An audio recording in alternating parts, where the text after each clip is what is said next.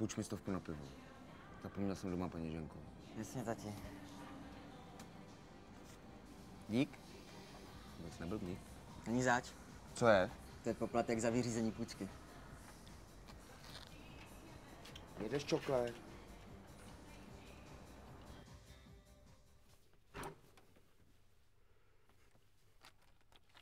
Jo!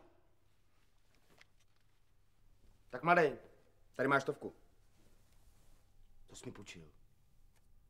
A kup si něco do školy. Díky, tati. Zapomněl jsi ještě na měsíční poplatek 40 korun. Za vedení půjčky. Ty snad nejsi ani můj syn.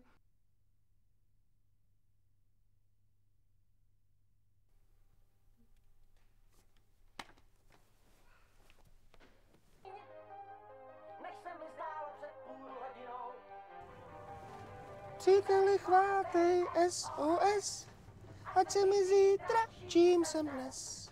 Zbav mě tím. Tati, No, ještě mi něco dlužíš. co to meleš?